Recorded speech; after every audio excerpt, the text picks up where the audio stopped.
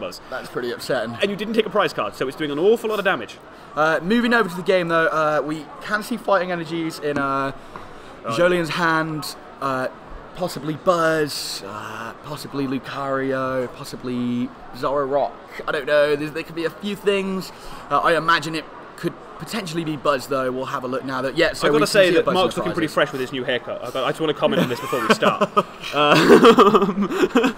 Not what we're used to seeing Marc look like. Normally he's got his nice frilly hair going on there, but he's looking nice, he's short and tidy with his new complexity jersey as well. Really exciting game ahead of us, I think. We have a sort of Buzz mirror. Obviously, Marc having a slight upper hand due to the fact that he has Trashalanche in there, being able to obviously Acid Spray and use Trashalanche. I'm not sure if there's a dice on the top of that card due to the fact that Marc might have mulliganed 4 times, but we will find out. And we are underway, so it is indeed some form of Buzz mirror. Some loud cheers for the beginning of the round. And we're in a situation where I think, if I remember correctly, I don't think Marc was playing Brooklet Hills. Because he's just like, I'll just use this. The thing with Marc's deck that you've got to keep in mind, obviously, is the fact that he's built this deck not only to beat Buzzwole, but to counter the meta completely. He said there's not many counters to it at all, and he said the only thing that really beats me is a high-rolling Zoroark player, essentially. So the thing that you've really got to look at is, does Marc really need Brooklet Hills? If he's fighting against the meta, Buzzwoles and Zoroark, Lycanrocs will already be playing the Brooklet Hills for you. They'll have those down, they'll be able to make use of those as well. So Marc can take advantage of those whenever he wants without actually having to take the space up in his own deck. So we see Julian going straight for an Ultra Ball for a Lele. So unlike the list we saw earlier on, there is a Lele in this one, by the way. There is indeed. But actually looking at her prize cards, the Remoraid being priced is actually a big deal, except for the fact she's playing 2, which is actually quite uncommon now. A lot of people have gone through just kind the of one line, yeah. So the fact that she's having 2 makes Marc an awful lot happier. So straight away see, the Buzzgarb, the preferred tool, is the Fury Belt. And doing what he's going to do for the entire duration of this game, he's just going to bin things until he finds the card he wants. Of course, I mean, Fighting Fury Belt is something that I mentioned a lot in the lead up to the tournament. Not necessarily with Buzzwole. The Buzzguard deck in Madison, I wasn't a huge fan of. The order pads and the random receiver just seemed a little bit too techy for me. It didn't seem consistent enough, and it didn't seem like the deck really had a full purpose in what it wanted to achieve at the end of the game. Marc's taken that and obviously made a much more consistent and better suited version, should I say. But Fighting Fury Belt as a whole, I think when you have Buzzwole decks that are playing no Field Blower, you can really take advantage of them being able to hit those numbers by using Fighting Fury Belt. So the deck that I mentioned a lot in the lead up to the tournament was Ho-Oh with Fighting Fury Belts. Phoenix Burn taking it up to 190. Really nice mass for the Buzzwole game, as well as having fighting resistance. Makes it really difficult for a Buzzwole actually to be able to knock out Ho-Oh. 230 is a lot of damage to have to do. Exactly. And I just think the same thing sort of applies here in this matchup. Obviously Baby Buzz being more of a threat to the format, and the Fighting Fury Belt really just puts it out of range. Swing around doesn't necessarily become as viable anymore, and of course pushes your opponent to maybe have to overextend a little bit. Okay, so we actually now have the list. So so Marc's playing the list where he is playing the 3 Acerola account. He's playing 1 Lily, because here he doesn't need to do as much. We've seen an N from Julian. I think she's had a kind of slowish start actually. You know, having to Ultra Ball for the Lele, that's 2 prize cards at some point in this game. And again, having to use Ultra Ball at all early is kind of inconvenient, considering she doesn't know about Trashalanche yet, she hasn't seen it. Most Buzzgoblets actually don't play it. But there is a chance that it becomes a problem. Whereas Julian's list looks fairly standard. Yeah, it looks really standard. The one really interesting thing here that I can see is the 3 Floatstone. 3 Floatstone, 3 Choice Band. Normally you can see a lot of players opt in to go for sort of 4 of one or 4 of the other as well as 3. But now that she's got a 3-3 split, it's actually quite interesting. She also plays the Rescue Stretcher, which obviously allows her to get back that Buzzwoles and stuff like that. But the super interesting thing that we see here is no Lycanroc. Yeah, so it's actually just straight Buzz, which isn't interesting because obviously when you cut down to 1/1 Lycanroc, it's not the easiest thing to get out, but it's still very useful throughout the game, and you can actually see that she's made space for 4 Elixir, 3 B string, still fairly high energy counts. It's a very consistent list, just focusing entirely on the Buzzwole. Yeah, I don't think that's bad, and I think that might actually help her a little bit more in this matchup. Being able, as Marc said, perhaps she's not a Zoroark player, but he said high rolling is how you get over this deck, hitting what you need when you need it, and of course her list is definitely going to allow her to be able to do that. But from what we can see, Baby Buzz has taken the full 60 from Marc's Jet Punch on the first turn, and of course Jolien has obviously returned the favour and put that 50 damage down straight away. Marc, however, opting to go for the Lele. I imagine just going straight for that Sycamore once again, binning some more stuff, getting more stuff that he needs. If he hasn't got... How many cards has he got in hand? Is the question. Okay, I don't know how many cards he has in hand, but if he has a few cards in his hand, he may... Nah, he's only got 3, so he's throwing those back in. Put those in. And he's grabbing the Sycamore. Yeah, he's just going, right, I'll just keep that for later. He has got a Rainbow Energy in hand. It'll be interesting to see here whether that goes straight down on the Trubbish, just to sort of pose a threat to Jolien, or maybe he wants to keep it as concealed as possible until it comes off. Nope. Nope, definitely not. So the problem here with trying to conceal the information is he has to Sycamore anyway. He would have discarded a Rainbow Energy. Julian would have gone, huh? What's that doing in here? And then off you go. So the Sycamore here, he draws a B-String to another Guzma. This turn actually, if he can... In declaring the Jet Punch, if he takes out that Remoraid, there's only 2. There's a Rescue Stretcher. Yeah. But it's gone. There's a Rescue Stretcher. Obviously, there's one in the prizes currently. Puts the 30 on the Remoraid. Marc knowing exactly what he needs to do. We discussed it the last time Buzzwole was on stream. Taking away their draw support is the way you stop the deck. It is the only weakness of Buzzwole. Maybe aside the fact that they don't play any Field Blower. 2 big, Achilles heels in the decks. And so obviously taking away one of those and playing Fighting Fury Belt and them not being able to Field Blower away sort of takes both of the weaknesses of Buzzwole and puts them straight back in their face. Well, so this is actually how Marc thought about this list. The conversation that we had about this was like, he was like, okay, right, Buzz doesn't do this, so I will make sure it regrets not doing these things. It is a really interesting way of doing it. But actually, looking back at Julian's list, I've just noticed he's only actually playing 2 of the non-GX Buzzwole, which is actually quite interesting because a lot of people have, there was 3, did really well in Madison. A lot of people have been talking about going up to 4. People have gone, actually, you need to go up to 4 because it's kind of an arms race at this point. If you go up to 4, if someone goes up to 4, they always start it. They're far more likely to get it on the turn they want, so they always want to keep going. There was a quick Guzma, I believe.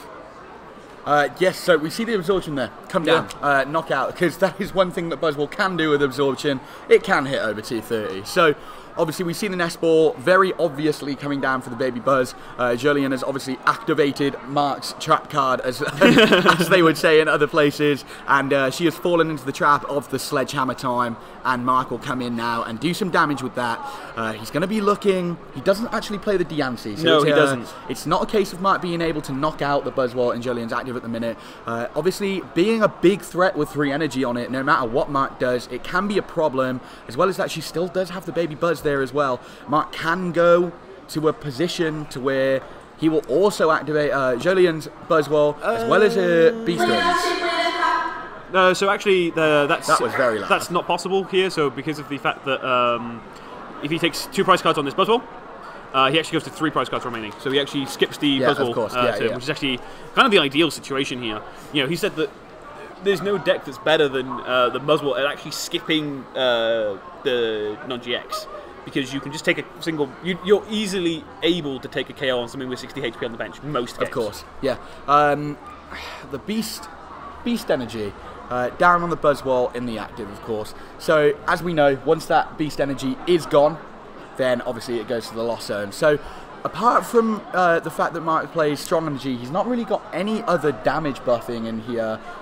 He's got, the extra 10 off the Fighting Fury Belt, but no Choice Bands, no Diancie, not really much else in there. So he's got to be careful that he doesn't fall into the trap of not being able to do enough damage. Obviously, Jolie's going to continue to be adding items into that discard for Garb late game.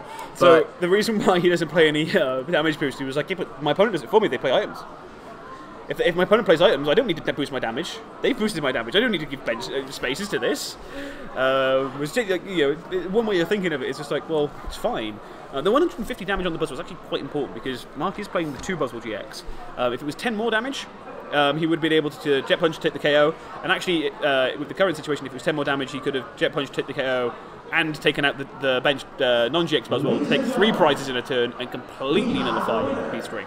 Yeah, of course, and obviously Jolien goes for a really smart play there by Guzmaing out the Trashalanche, noticing that as the main threat, probably realising that there aren't too many damage buffs in Marc's deck, knowing that that Baby Buzz, you know, isn't going to be activating for that much damage once I take this extra prize. Of course, I'm going to get rid of that and get rid of the main threat here. That is, in fact, Garbodor, but he does hit the Rainbow off of the Sycamore. And the Fury Belt. And the Fury Belt as well. So he's going to be attaching that to Buzz, and it'll be interesting here to see whether he goes for the Trashalanche or... No, so I think his line here is actually he can do that turn. He can take with Jet Punch, 3 prizes in one. Into the active and onto the bench Buzzwole. He just picks up most of his prize cards and goes, okay, cool, all right, that's easy. No Beast Rings for you today. Especially because you know, with Julian playing quite such a high count of Beast Rings, she's playing the full 3. Yeah, the full 3. So we say the full 3. If you play 4, it's just wrong. But you know, the full 3. It's not wrong. It means you're more likely to draw into them. They're quite situational. So 3 is where most people are quite happy with it. And actually, that's something else to point out. A lot of people I've been speaking to about Buzzgarb recently are like, the only reason why Buzzgarb is good and is as strong as it is because of Beast Ring. Please, tell me if there are any Beast Ring in this list. There doesn't seem to be, unfortunately. You know, however, there's no basic energy, so of course there's no Beast Ring. But it's still a case of, like, he's just gone, oh, okay. Apparently, it's not all you need. You can actually do it the other way. Yeah, I think, obviously, you know, we've had Garb in format for such a long time now. And no matter what the format does, where it moves, up or down, side to side, Garb continues to be a fantastic card. Whether it be Trashalanche, whether it be Garbotoxin, they will stick there and they will punish you, A, for playing the game, and B, stop you from playing it in certain situations. So it's a really fantastic card that actually allows for a lot of utility, and as you said, this Buzzwole just was able to take 3 prizes in one turn. There's nothing to say that this deck couldn't take 4 prizes in one turn if that was the other way round and there was 2 GXs on the field. So I think that it's really good that obviously Marc still has this threat of the Trashalanche on the bench, able to take those last 2 prizes, as well as Buzz putting on a lot of pressure at the front. So, see Julian having to go, right, okay, I have to attach to this because I have to do some damage this turn to just try and chip it into range, but I also need to be working out how to actually take these prize cards because I have to attach again, and this attachment has to be strong, but then even then it's actually not enough. You need strong and DNC in play to be able to take the KO in this situation. I would imagine here that Marc will want to try and somehow get Garb into the active with a Rainbow Energy on it. That is one way to do it. Acerola it back up, that Acerola coming into massive play, and the Rainbow Energy is there, but are there enough items in the discard? Julian's like, that's a very good question. Are there enough items here in this discard? Julian quickly picking up a discard pile. Are there enough in here? Obviously not, otherwise that would have been the play Marc went for. So just the Jet Punch for 40 and 30 onto the Lele. However, that puts him... That puts him in a... Oh, 60, sorry. Obviously, the strong energy on there, not Mongol energy. It puts him in a really strong position, because it means now that no matter what Julian does, he's able to take a knockout with either Trashalanche or Baby Buzz if he hits all of the right stuff. Mm-hmm. Yeah, he's actually in a really kind of cool place here of... Okay, right. He's probably a bit annoyed that he's just used the Acerola and got basically no value from the Acerola, but it was there. It means that Julian can't possibly take the KO this turn. You know, it's at most 100. It's 200, 210 if she finds Beast Energy for the attachment. But you know, I think she needs banned as well. So she can, but she needs so many cards. It's just super unlikely. Of course. So and she does N. So this potentially the one weakness of his deck. Well, no. So the issue with the N here is Marc revealed that he could attack with Garbodor. Dear me. So the by Acerola-ing and putting the Garbodor in the active position, he says, "I have Rainbow Energy in hand." She's gone, "No, don't have that in hand, please."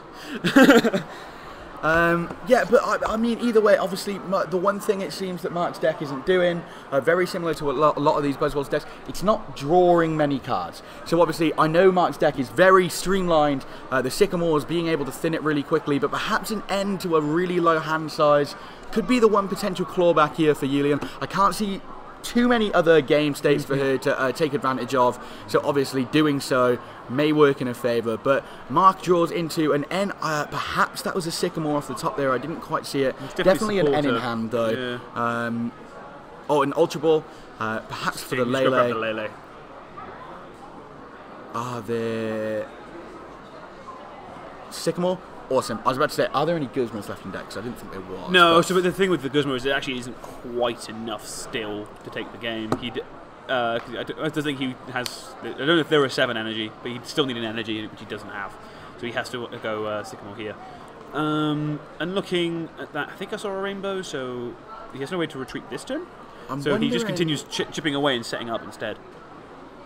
I'm wondering as well if a Field Blower here that's in Marc hands would actually take the damage to just enough. I think it might. For him to creep in. I know that Julian has played 2 Elixir so far this game. That's 40 already, and as well as any other Ultra Balls or anything like that she's used. And you know, Garb doesn't need much to knock him out. No, and I think a really nice thing he's done here is by he spread his attachments, right? So he now actually has 2 threats on board. He has the Trash Lunch Garb, which means that if I find an energy, I attack with this and I win. Or he's now put the Strong Energy and the Beast Energy onto this Buzzwole on the bench, which means that the Strong Energy is already doing enough to KO basically anything left. Exactly. So he's gone, right, okay, sure, deal with one of them. Please. The other one will still win this game. Yeah, I think Julian's really backed into a corner here. Both of those on the bench, especially, you know, it's one thing having your opponent having a really threatening attacker on their side of the board, but then it's another thing added on top if you're weak to it as well. Like, So obviously, Julian's probably looking at that, trying to find a way around that as much as possible. She does play an Elixir now as well, which is most probably gonna take her over that threshold of where Garb starts to do its work, especially as Marc had a Field Blower in hand from what I could see, so that adds the Floatstone in as well if he does need that. I have a feeling that Trash Lunch might be able to come in this turn and actually finish off the game. Yeah, and actually what Julian has to find a way of doing is taking the KO, because otherwise Marc is just going to sit here to clear a Jet Punch. He's fine to do this all day. I think another thing that Marc might be able to do is, if he does want the attachment to Garb to win the game, he could actually Field Blower his own Fighting Fury belt, attach a Floatstone to the Buzz, and obviously move it out, allowing the Garb to move in. I don't think he has the Field Blower, the Floatstone in hand, because there are 3 on board. Oh no, of course. I'm just saying this is a play. Obviously, if he does need it out of the active and he doesn't have the Guzma for it, because he definitely has the Rainbow Energy. So I think he's got the Acerola in hand as well. Actually, if he has access to an Acerola, then he actually. There's one of the nice things about Rainbow in this. Is you can actually move inconvenient things really basically for free, because you should probably have an attachment elsewhere. You know, everything is a one energy attacker. So you probably have an energy somewhere to attack with. So if you get something stuck, you just go Rainbow, Acerola, move it, and then just take the KO. Move it. Yeah, I think, you know, just looking at Marc, obviously he's got his hand on his head, he's very calm, he's very relaxed. I'm sure he feels very in control of the game at this point. I think as soon as he was able to set up 2 Trash Lunch, he probably felt very firmly in control. Julian's doing everything she can to do to answer it. I think she's played all the right cards in all the right places so far, end Marc down to a smaller hand size, trying to hold off the imposing threat for as long as possible. But I think its time has maybe come now, and Buzzwole may be hitting the discard full game now. She does find the Elixir though. Well, so there was a boost rate and an Elixir, so if there weren't enough items before... There definitely is now. There's enough items now. There definitely is now, I'm pretty sure. But the trick here is that actually Julian has to... 4, 5, it would be a hard retreat. 6. There's 6 items in the discard. Okay, so it's definitely enough. It's actually enough to take out the Lele as well, which is important to note, because it means that Guzma could always... there's always a way of finding the right target. So Julian has to now consider, like, is it worth just poking again? Or do you just take the hard retreat? I don't think so, because all Marc would need is a Strong Energy to knock out the active anyway now, because it's on 120. So I think you have to go for the hard retreat. I think you have to go for the hard retreat, take the knockout. Marc's trying to show her that he's got the Rainbow Energy in hand. Yeah, and she scoops. Really solid game one. I don't think there was really too much discussion points there. Just in the case of, I think that Marc has built this deck specifically to overcome this matchups like as a whole. 100%. And obviously the deck has performed its function, it's done its job, and he swept through that like it was a breeze. Well, yeah. So this is the thing, is that like you'd think, and we had a conversation with Thomas before. Garbodor should be really strong right now. There's a lot of decks. Buzzwole uses a lot of items, and if it doesn't use a lot of items, it kind of struggles to find much to do, which means that you force them into playing many cards because they have no choice. Like if you're playing 4 Elixir, 3 Beast Ring, well, those are 7 cards that if they're live, you play. You don't even have to think about those most of the time. Of course. So the fact that that's 7 items, that just means that Buzzwole just comes Garb can come in and just go, right, no Buzzwole for you. No Buzzwole for you. Sorry. But actually, something interesting here is actually he didn't have to go with the Garbotoxic at any point. No, at no point. I think in this matchup, Marc's in a really good position to where, obviously, he knocked out the Remoraid very early, meaning that Octillery never actually had a chance to hit the board. The other Remoraid was prized. As we saw, the players might not have had this knowledge themselves, or maybe Julian did, but Marc definitely might not have. So it sort of became a case of the fact that he was able to get rid of the only threatening ability in the match. He didn't actually have to waste his time getting it down, which, if anything, worked in his favour a little bit more, because it meant that both his Trebushes could then become a huge threat and start posing. Just stood in the back. What's up? Keep playing your items. I'm here. I'm going to do my business when my time is, but I'm going to stand on the back line. I'm going to jump in when I can. Okay. So, that threat there alone is enough to make any player start sweating and sort of start to debate their decisions and not make maybe the best choices at all times. The camera's just moved a little bit out of focus, back in focus. We're fine. No, so we see. So Marc, if anyone watches him stream, it's very well known that he starts Lele a lot and he hates it. So here is a nice classic Lele start, but he is playing 3 of them, so you should really start expecting it a little bit. Not only that, I was actually speaking to him downstairs in between the round. He said Lele is his main attacker in most matchups. It actually is. Playing the DCE as well does open up those things for him. He can fight in Fury about the Lele, taking it over 200 HP, which is actually really impressive. Again, when there's no Fury, no Field Blowers floating around in some of these Buzz decks as well. So, actually being able to have a Lele over 200 HP, attaching a DCE and punishing these buzzes for overextending whenever they do, it's actually a really efficient attacker. Well, so one of the nice things, though, is you actually get full value from Lele in these games. It's not just one option. Also, you actually could also be in a situation where you want to have, Tap a Cure. Tap a Cure is a complete, if you're playing Ace of Roller, it's entirely possible that you might go, hang on, I can Tap a Cure as well. I can get another one out of this. We don't want any damage on our board. Especially with Buzzwole having to spread damage to be able to KO you, you can just ignore that, pretend it didn't happen. One of the interesting things we see here in the prizes is that Marc has prized one each of his Garbodors, a Trubbish, an N, and a Floatstone. He's about to find that out. He's about to find that out, going in there with an Ultra Ball. I think, though, that the combat, each of these cards are individual cards that Marc plays other copies of. But all together, collectively, this could actually give him quite a hard time. Yeah. Floatstone doesn't allow him to move around his Ace of Rollers as freely as he did last game.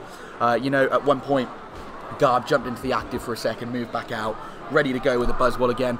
But having a Floatstone prized is going to cause a little bit more problems with him. I've just got a comment on the Lily in the middle of this rant that I'm going on. Lily, one of my favourite cards.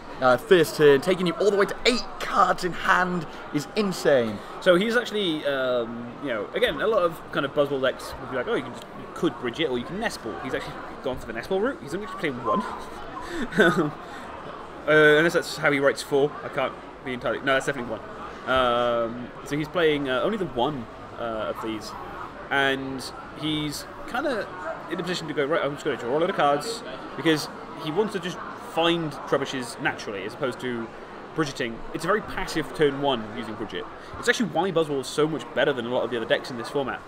Malamar should have weakness, we saw it earlier on, should be kind of favourable, but when they have to use Bridget basically every turn 1 to set up, it's very passive. Whereas if you can use items and you can draw cards, you actually get to see more resources and get through more of your deck quicker. meaning that you're actually very aggressively going, right, come on then, let's go. Yeah, let's go. I'm moving ahead. I want to play this game. What are you doing on your next turn? Because if you don't do it, I'm already ahead. So, and very similar to the last round. We were talking about the energy evolution EV. Same sort of situation. It's like, right, I'm here. It's my turn. I'm ready to go. SB on in. Psybeam.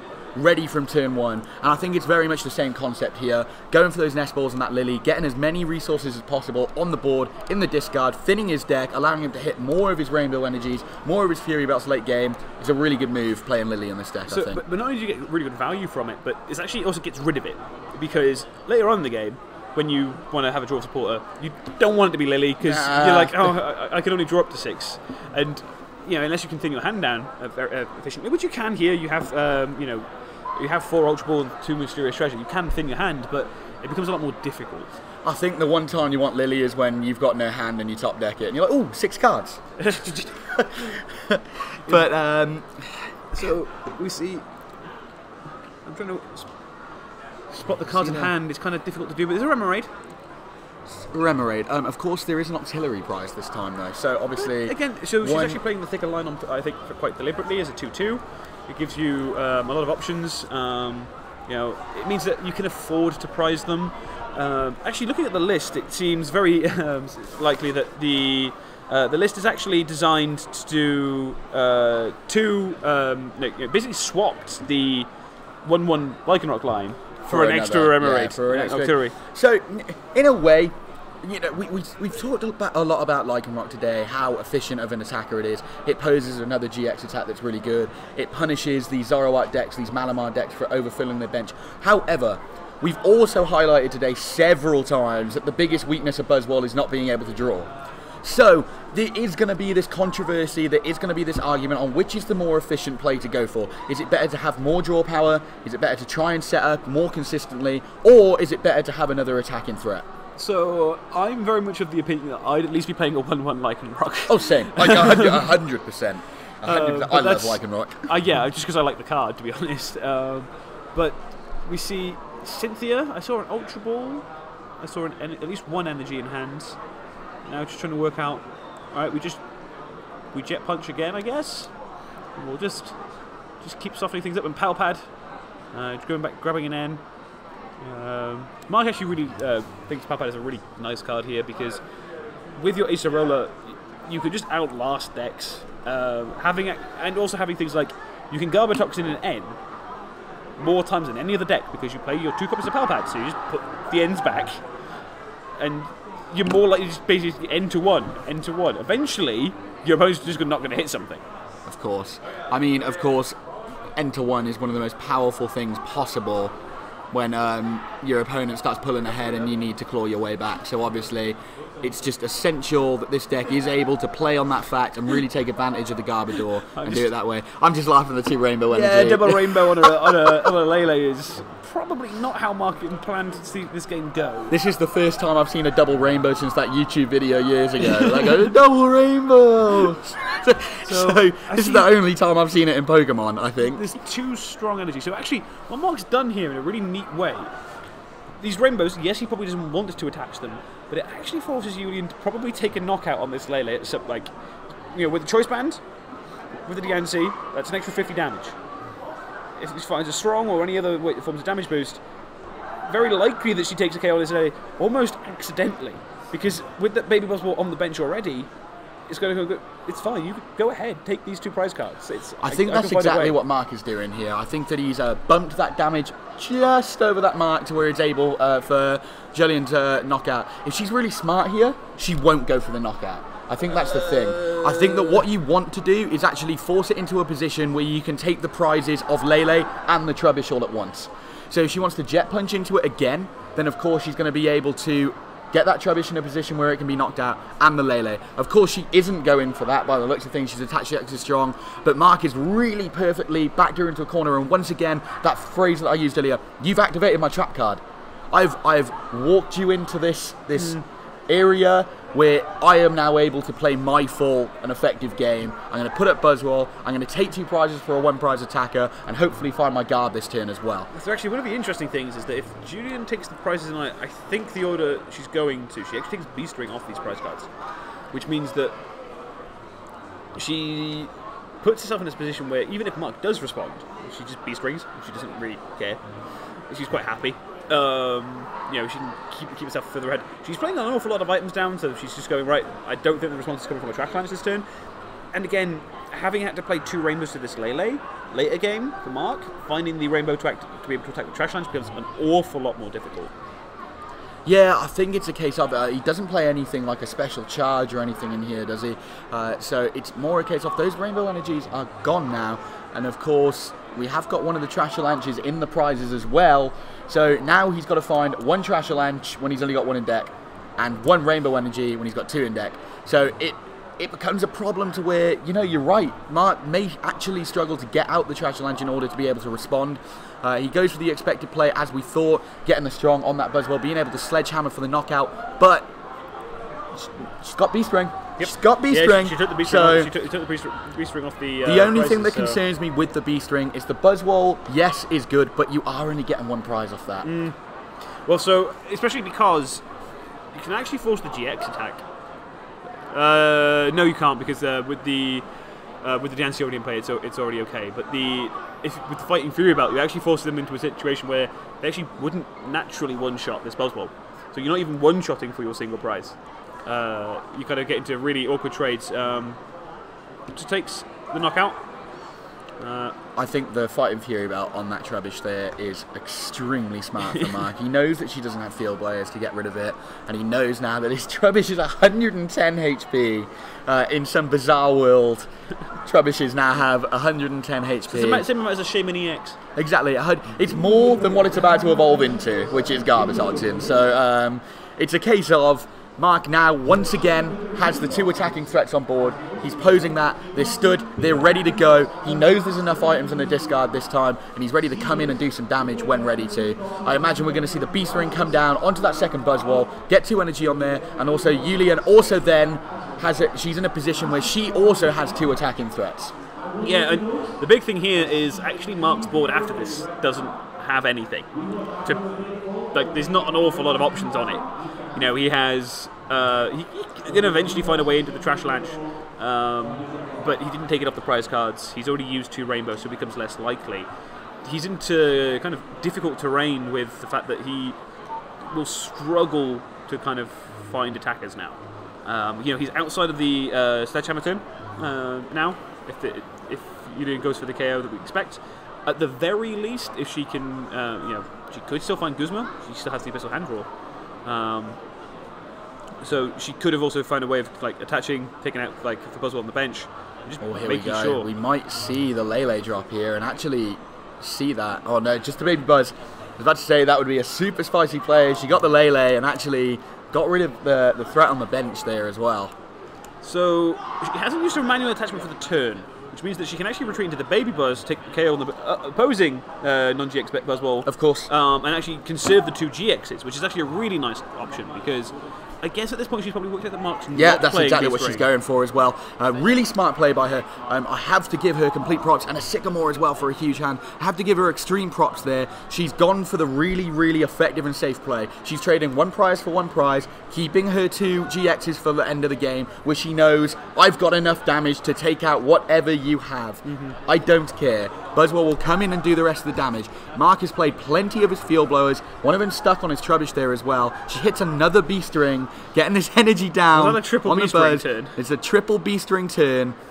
Oh dear. Oh no, it wasn't. No, there was 2 elixirs, wasn't there, on one of the buzzers? That's correct, yeah. It's an awful lot of Beast Rings have just been been an awful lot of Beast Rings still. That's 2 Beast Rings. And what did we say at the start of the game? This deck loses to high roll. I'm not saying that Julian doesn't deserve the things that she's hit, but it's a case of she has hit everything she needs at the right time, which is what Marc's deck can't respond to, because it just doesn't draw enough cards as quickly enough.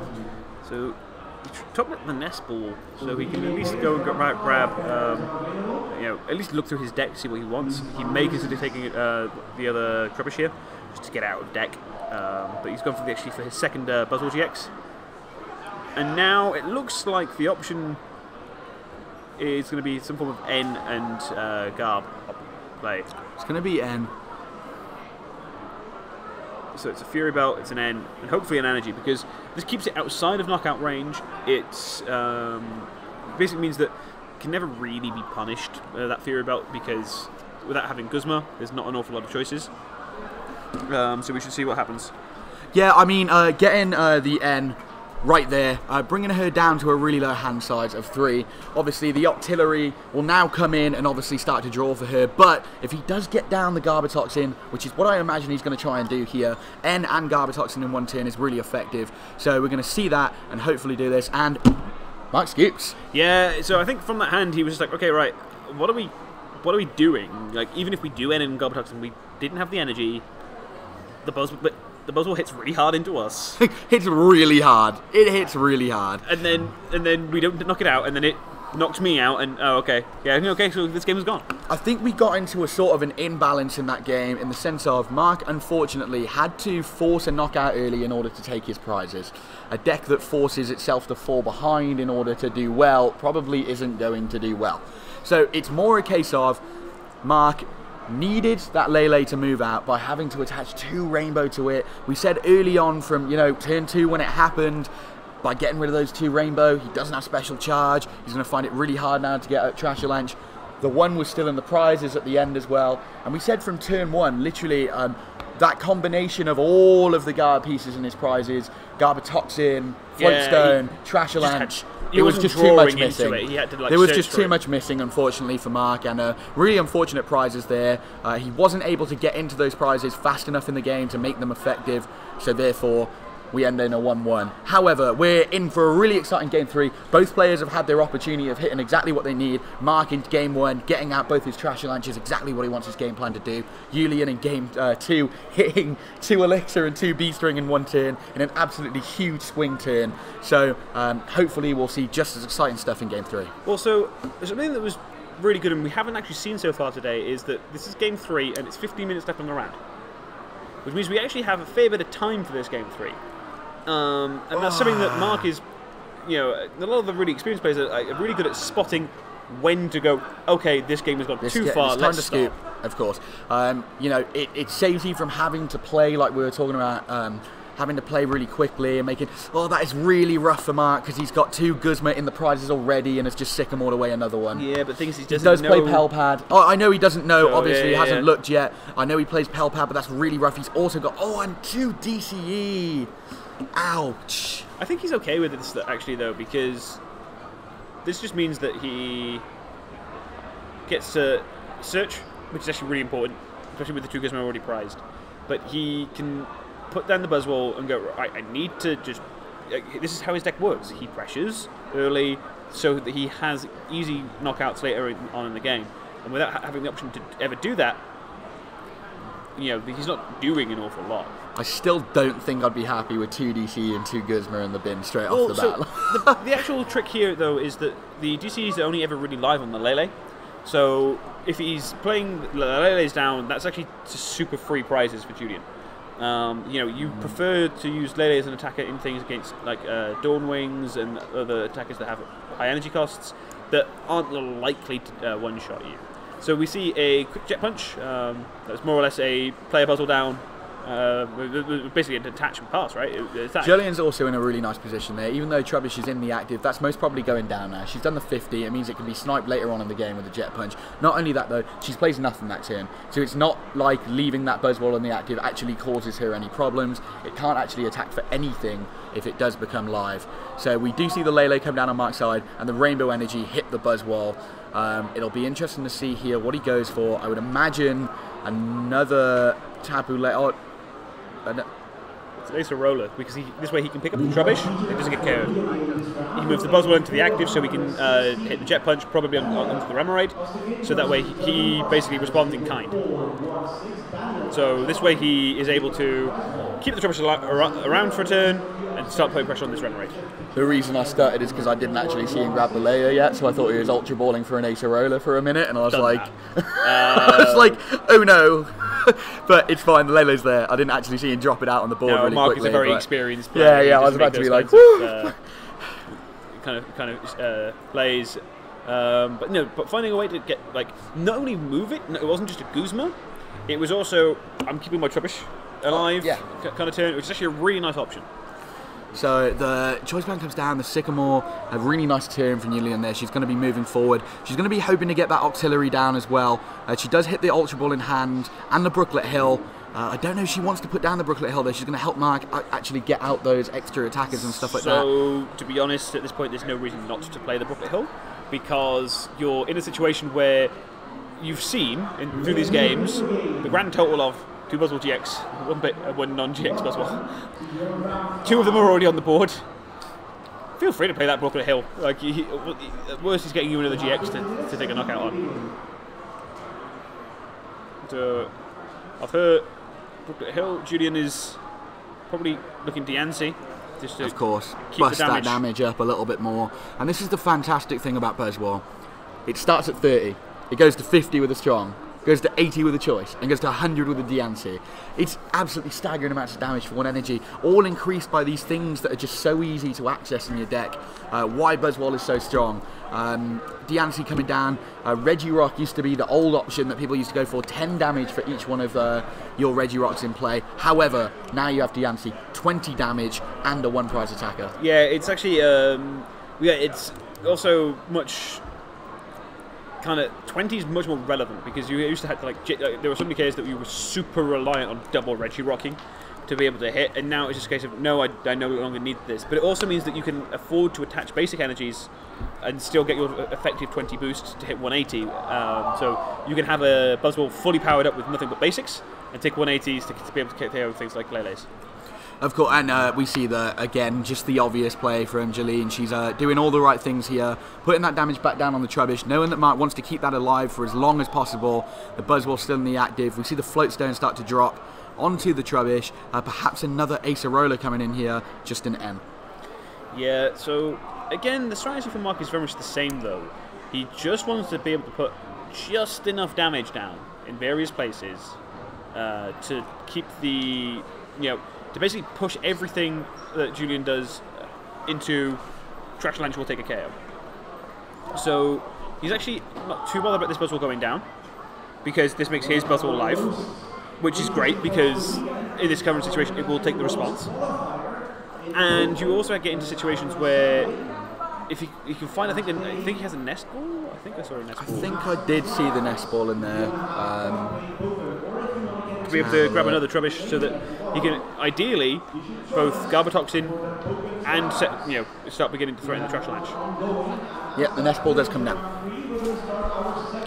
He's going to get that second Trubbish. Yeah, as he said, both in the first game and the second game, Marc tried to, but in the first game he got the 2 Trash Launch up.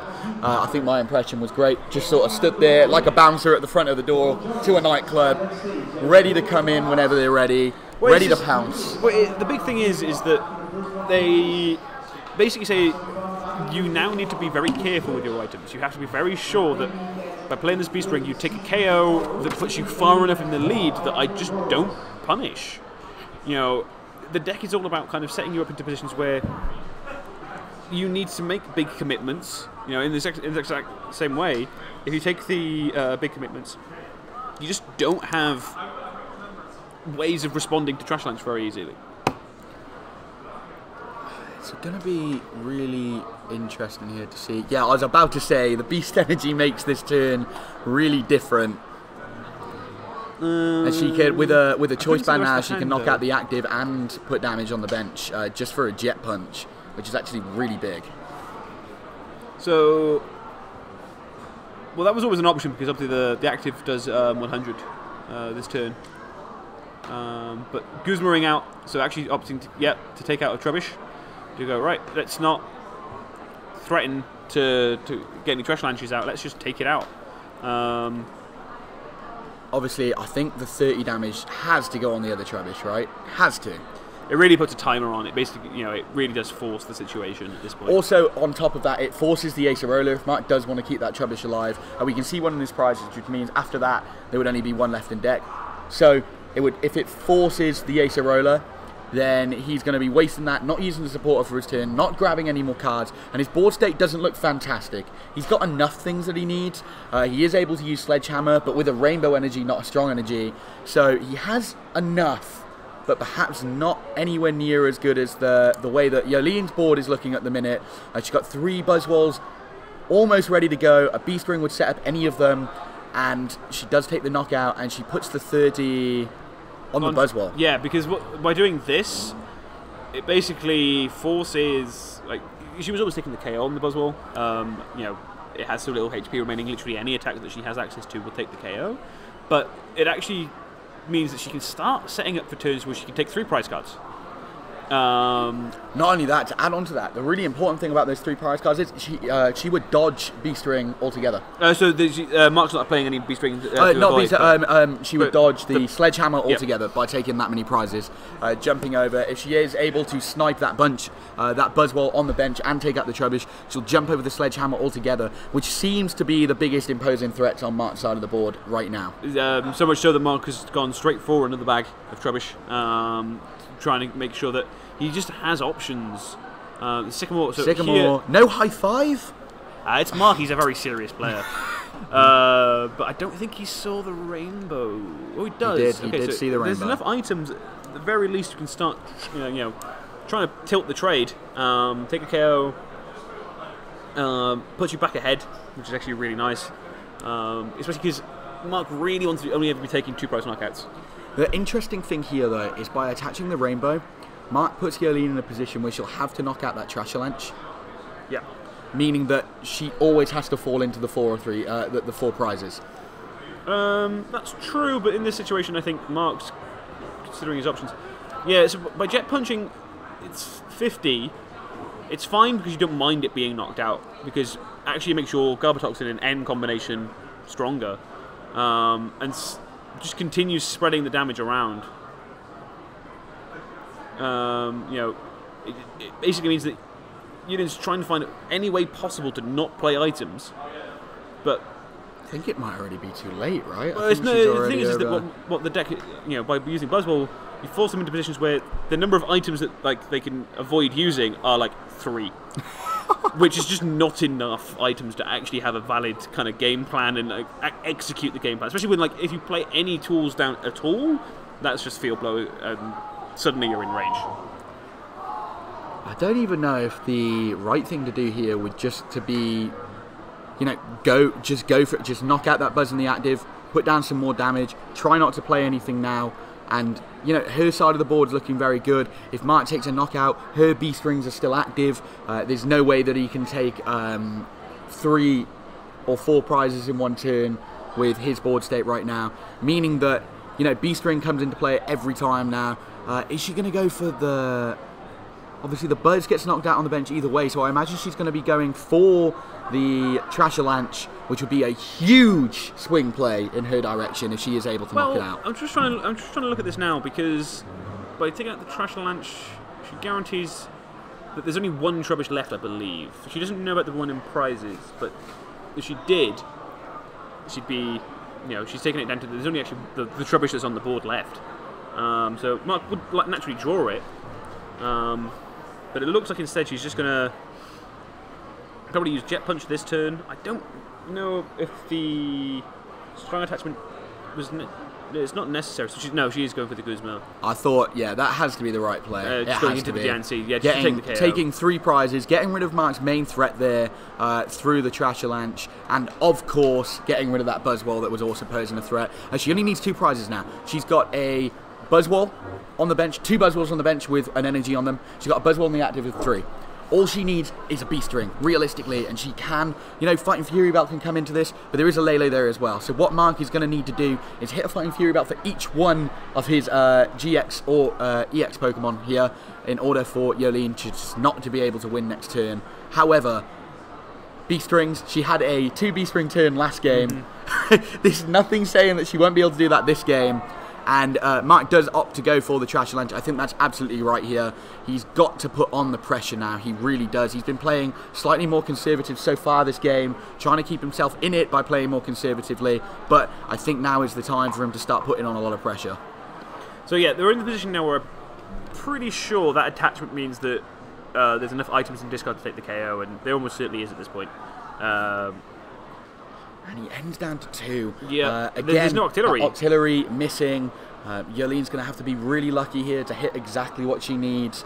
We did see it with Tord. Tord did hit into the Sycamore in the really crucial moment on the end to a low hand size. I think it was just the 1, and he hit the Sycamore. So it's going to be extremely crucial here that her deck is thinned enough for her to hit some cards that she can use. Looks, puts them straight down. She doesn't give us any sort of tease. We have no idea what's about to happen. But Marc attaching the Fighting Fury belt as well, as we said, really strong there in that position, and the Trashalanche for the knockout. Yep, so one of the interesting things is that unless that's a Beast Ring, there's no actual way that this Garbodor goes down, which means that the Garbodor is taking a minimum of 3 prize cards if there's no way of accelerating some energy onto this board. Of course, yeah, as I said, he's got the Trubbish back in hand now, he's got it off his prizes. Meaning that he can, at some point, try and get a Trashalanche back out again. But the way the game is looking, it's probably very unlikely, which means that now he has to apply enough pressure with Garb in order for either his Buzzwole on the bench or his regular Buzzwole to take the last 2. So, just a normal attachment. And just having a look to see, this is Brooklet Hill. Actually, one of the really underrated things for Brooklet Hill is that these late stages of the game where they're really important, you can just pick your deck up if you have this way. She ends her cell. Yeah. To 2. Now, I did also interestingly see an Elixir in there. That is a big card at this point in the game. She is able to Elixir onto the Buzz. She can guarantee herself a knockout on that Garbodor. But it's all a case of what she hits now. Looks at the hand, puts it back down. I don't know if there's much there. If it was a Beast Ring, it would have been thrown onto the table. Oh yeah, it would have been thrown at Marc by now, I think, if there was Beast Ring. Time is actually called as well. So it is Jolien as turn 0, and I think we're going to be passing over to Marc fairly soon. We'll see exactly when... there's some discussion. Counting the number of items, because I think Marc's trying to work out if he actually physically can win in these 3 turns. I think as long as Trashalanche doesn't go down this turn, I think it is possible for him to do so. Yeah, so just opting to retreat into the non-GX Buzzwole, and now Marc is turn 1. So here... All that Jolien needs here, she needs Guzma for game, essentially. Guzma energy, and she will be able, with the Diancie on board, to knock out that Lele. So it's a case of she just has to try and put some in the active, stall things out in order to hope to draw into it. So Marc actually has a Rainbow in hand and managed to rescue stretch for a Lele, which means he can grab Guzma from deck, attach the Rainbow to the Lele, so we can Guzma out the Buzzwole with 2 energy on it. This means that there's no Elixir, there's no Beast Ring available. Takes 2 prize cards, leaving him on 1 left, and again leaves in the same position of there's actually no real way of taking the KO. This is very much Marc going, right, okay, he even had the float stone, so he didn't need to attach the Rainbow. So he's now able to just go, right, cool, we're taking 2 prize cards. The 2 energy you managed to find last turn have gone. There's no energy on there's strong energy on your board. There's no meaningful attacker. There's no way of powering anything up. And I'm pretty sure there's enough items in the discard pile that no matter if anything is left in the active position for turn 2, when it comes back to him for the last game of time, he's very likely to be able to take the KO. Yeah, I think he's really tied a knot on that. Being able to knock out that Buzzwole took away the main threat. Jolien would literally need to have 2 Elixir and Guzma in their hand to win. Yeah, so off and the end, hit them. Off the end to such a low hand size, it needs to be precisely energy and Beast Ring. And even that's not going to win the game here. And Guzma. Her face does not say that's what she has. She has got the Beast Ring. You can't play it though. But she can't play, of course. She had it though, which meant that obviously if Marc hadn't hit the Guzma that turn and got it out, she actually could have won the game this turn, getting the Beast Ring down. Marc was always taking a prize that turn, so he always went to 2 prize cards at the very least. Of course, you are right. The Beast Ring was never actually an out, but it was a case of by forcing the Elixir. This basically says, okay, there's not quite enough. Guzma, and Marc wraps it up with another Guzma. It was a really good game. the Guzma being prized at the start of the game actually worked in his favour quite well. It meant that they didn't actually get Sycamored away. They were nice and safe in the discard pile, ready for him to just scoop them out with his prizes. And in the late game, they really mattered. He needed 2 Guzmas consecutively in order to take those last 2 prizes, and well, he got them. Yep. Well, I basically wound up in a situation of going, look, I'll always